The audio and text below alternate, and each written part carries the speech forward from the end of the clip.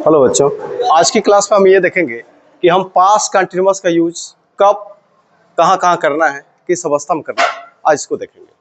तो past continuous tense, इसके पिछले वाले क्लास में हमने देखा था कि इसका स्ट्रक्चर क्या होगा, अफर्मेटिव का, नेगेटिव का, इंटरोगेटिव का क्या होगा। आज हमको ये देखना है कि इसका यूज कहाँ कहाँ करना है।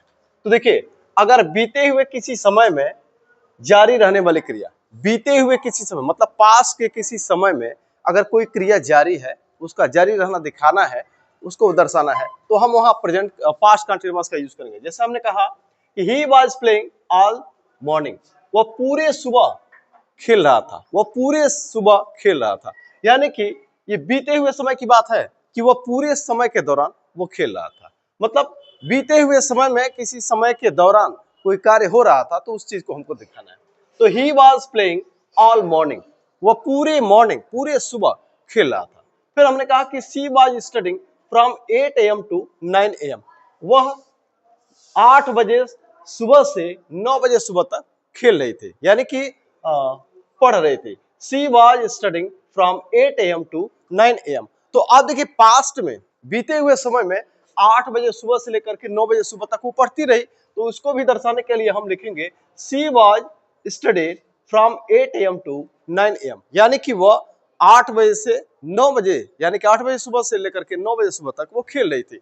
तो पास्ट में किसी समय के दौरान कोई क्रिया अगर हुई, जारी रही, तो उसको हम दिखाएंगे। मतलब कुछ थोड़े समय के लिए पास्ट में कोई समय क्रिया अगर जारी रही, तो उसको हम दिखाने के लिए इसका यूज करेंगे। यानी पास्ट कंटिन्यूअस का यूज कब करेंगे कि पास्ट में किसी विशेष मतलब कुछ समय के लिए अगर कोई क्रिया जारी रही, तो उसके लिए हम पास्ट कंटिन्यूअस का यूज करेंगे। तो she was studying from 8 AM to 9 AM। उसी तरह से हमने लिखा कि ही वाज लिविंग, वैसे तो ये आपका जो है ये स्टेटिव वर्ब में आएगा, इसको तो हमको पास्ट इंडेफिनिट में इसका यूज करना चाहिए। जैसे हमने यहाँ पे लिखा है, इसका दो सेंस होगा, he was living in Mumbai those days या ही लिव्ड इन मुंबई। दोनों का सेंस अलग है।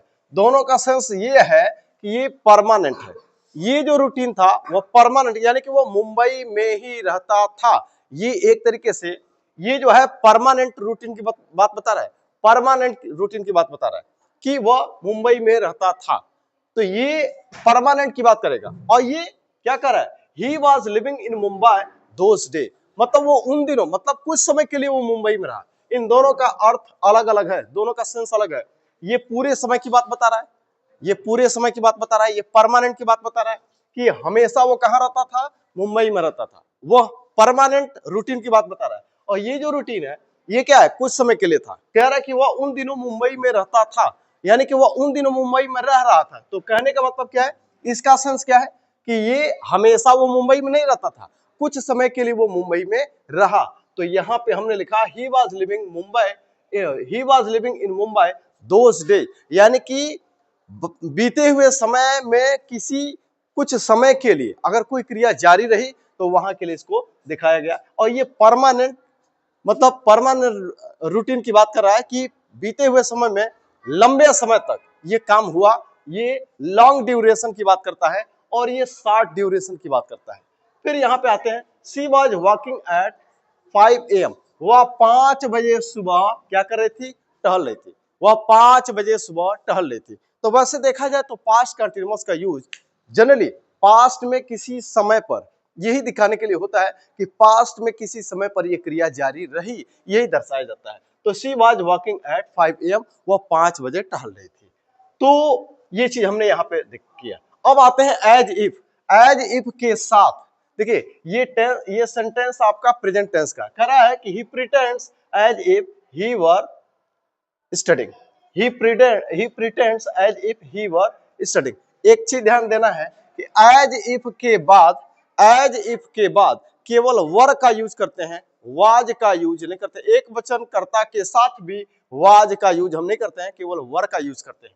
तो देखिए, हमने लिखा ही प्रिटेंड्स, वह ऐसे दिखाता है, वह ऐसे दिखाता है, ये प्रेजेंट टेंस का है। वह ऐसे दिखाता है, वह ऐसे दर्शाता है कि वह क्या कर रहा है, वह पढ़ रहा है। वह ऐसे दर्शाता है कि जैसे वो अध्ययन कर रहा है। तो यहाँ पे क्या है, एज इफ के बाद हम देखिए ये प्रेजेंट टेंस का है, प्रेजेंट टेंस है, देखिए हमने यहाँ पे पास्ट कंटिन्यूअस का यूज किया है। देखिए यहाँ पे प्रेजेंट कंटीन्यूअस का यूज होना चाहिए आपके हिसाब से, लेकिन यहाँ पे पास्ट कंटीन्यूअस का यूज होगा। एज इफ का यूज अगर हुआ है तो उसके बाद से प्रेजेंट कंटीन्यूअस का यूज नहीं होगा, पास्ट कंटीन्यूअस का यूज करेंगे। और वाज का यूज नहीं होगा, केवल वर का यूज होगा। तो he pretends as if he were studying, वह ऐसे दिखाता है जैसे मानो वह अध्ययन कर रहा हो। फिर आगे मैंने लिखा he walks as if he were running, वह ऐसे टहलता है, वह ऐसे चलता है मानो वह दौड़ रहा हो। तो मेरे कहने का मतलब क्या, वह यह भी प्रेजेंट टेंस का है, वह ऐसे चलता है मानो वह दौड़ रहा हो। तो मैंने कहने का मतलब क्या है, ये प्रेजेंट टेंस का है, लेकिन इसको हमने पास्ट कंटीन्यूअस में बनाया। तो एज इफ के बाद वाला जो सेंटेंस होगा वो पास्ट कंटीन्यूअस में होगा, और हमेशा वर का यूज होगा, वाज का यूज नहीं होगा। एक वचन कर्ता के साथ भी वाज का यूज नहीं होगा। अब आगे यहां पे लिखा गेट ग्रो बिकम, जब किसी चीज में क्रमिक विकास, क्रमिक गिरावट, क्रमिक वृद्धि या उत्तरोत्तर वृद्धि या कमी दर्शाना हो तो वहां भी हम पास्ट कंटीन्यूअस का यूज करते हैं। जैसे अगर कहा जाए ही was becoming weaker and weaker, यहां पे दो बार यानी कि डबल कंपैरेटिव का यूज करते हैं। कह रहा है कि ही was becoming weaker and weaker, वह कमजोर होता जा रहा था, मतलब उसके यानी कि उसके स्वास्थ्य में कमजोर होता जा रहा था। मतलब क्या, उसकी जो कमजोरी थी वो दिनों दिन बढ़ती जा रही थी, मतलब वो उसका जो स्वास्थ्य था वो उसके स्वास्थ्य में धीरे धीरे गिरावट हो रही थी, उत्तर उत्तर यानी कि क्रमिक गिरावट हो रही थी। तो मैंने लिखा कि ही was becoming, he was growing, he was getting, तीनों हो सकता है। तो he was growing, he was becoming weaker and weaker, तो वह जो है कमजोर होता जा रहा था। तो पास्ट के ये प्रेजेंट में भी इसका यूज हो रहा है, प्रेजेंट में भी, प्रेजेंट कंटीन्यूअस में भी इसका यूज होता है। ऐसे भी लिख सकते हैं कि he is becoming weaker and weaker, तो ये प्रेजेंट की बात बताएगा। और अगर लिखा जाए कि ही was becoming weaker and weaker, तो ये पास्ट की बात बताएगा। तो अगर किसी चीज में उत्तरोत्तर विकास, उत्तरोत्तर या क्रमिक विकास या गिरावट दिखाना है, क्रमिक या उत्तरोत्तर वृद्धि या कमी दिखाना है, तो उसके लिए हम कंटीन्यूअस का यूज करते हैं। और वहां पे हमको कंपैरेटिव डिग्री का यूज करना होगा दो बार, डबल कंपैरेटिव। तो he was becoming weaker and weaker, वह कमजोर होता जा रहा था। She was growing wiser and wiser, वह बुद्धिमान होती जा रही थी। तो ये क्रमिक विकास दर्शाता है। तो यहाँ भी हम पास्ट कंटीन्यूअस का यूज करते हैं। यहाँ प्रेजेंट कंटीन्यूअस का भी यूज हो सकता है प्रेजेंट के सिचुएशन को दिखाने के लिए। तो ये प्रेजेंट की बात बताएगा। अगर हम प्रेजेंट कंटीन्यूअस की बात करेंगे, प्रेजेंट कंटीन्यूअस का यूज करेंगे तो प्रेजेंट की बात बताएगा, और पास्ट कंटीन्यूअस की बात करेंगे, पास्ट कंटीन्यूअस का यूज करेंगे तो पास्ट की बात बताएगा। तो ये प्रेजेंट कंटीन्यूअस और पास्ट कंटीन्यूअस दोनों में ऐसा सेंस दिखाने के लिए हम इसका यूज करते हैं। यानी प्रेजेंट कंटीन्यूअस का भी यूज करते हैं प्रेजेंट की स्थिति दिखाने के लिए, पास्ट कंटीन्यूअस का भी यूज करते हैं पास्ट की स्थिति दिखाने के लिए। तो ये हुआ। आगे है एडवर्ब ऑफ फ्रीक्वेंसी का प्रयोग जनरली, एडवर्ब ऑफ फ्रीक्वेंसी का प्रयोग जनरली कंटीन्यूअस टेंस में नहीं होना चाहिए, लेकिन आदत प्रकट करने के लिए किया जाता है कहीं कहीं। जैसे कहा जाए he was always playing football, वह हमेशा फुटबॉल खेला करता था, वह हमेशा फुटबॉल खेलता रहता था। यह सेंस क्या है, वह हमेशा फुटबॉल खेलता रहता था, वह हमेशा फुटबॉल खेलता रहता था। तो यह एडवर्ब ऑफ फ्रीक्वेंसी का प्रयोग जनरली कंटीन्यूअस में तो नहीं करते हैं, लेकिन हाँ इस सेंस में हम करते हैं। तो कह रहा है कि he was always playing football, वह हमेशा फुटबॉल खेलता रहता था। या फिर कहा जाए Rahul was always complaining against them, Rahul हमेशा उनके खिलाफ शिकायत करता रहता था। एक तरीके से इसका प्रयोग कहाँ करते हैं, जनरली ऐसी क्रिया जो एक तरीके से असहमति या फिर असहमति दिखाना हो या फिर नाराजगी प्रकट करना हो, तो ऐसे कंडीशन में इसका यूज हम करते हैं। तो Rahul was always complaining against them, तो राहुल हमेशा उसके विरुद्ध शिकायत करता रहता था, उनके विरुद्ध शिकायत करता रहता था। तो यहाँ पे इसका यूज हम कर सकते हैं। अब एक चीज ये है कि अगर पास्ट में दो क्रियाएं हुई तो उसका तीन सिचुएशन होगा। एक तो ये कि कोई क्रिया पहले से जारी थी और बीच में दूसरी क्रिया घटित हुई, या फिर ऐसा हुआ कि कोई क्रिया पहले से ऐसी, यहां पे तीन कंडीशन होगा। जरा यहां देखिए लिखा गया I was studying when he came, जब वह आया, लिखा गया जब वह आया, यानी कि इसका मतलब क्या है, जब वह आया, जब वह आया आई वाज स्टडिंग, तो मैं पढ़ रहा था, जब वह आया तो मैं पढ़ रहा था। तो मैं पढ़ रहा था।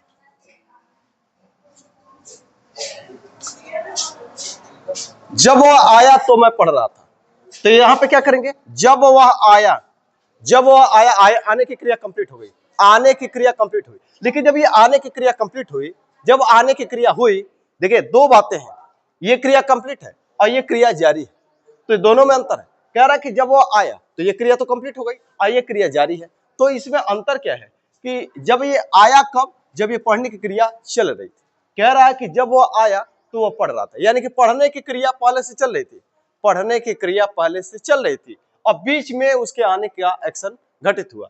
तो मैंने लिखा आई वाज स्टडिंग, मैं पढ़ रहा था, यानी कि मैं अध्ययन कर रहा था, मैं अध्ययन कर रहा था। कब, व्हेन ही केम, जब वह आया। तो ये क्रिया जारी थी पहले से और ये क्रिया बीच में घटित हुई, तो यहां पे मैंने व्हेन का यूज किया।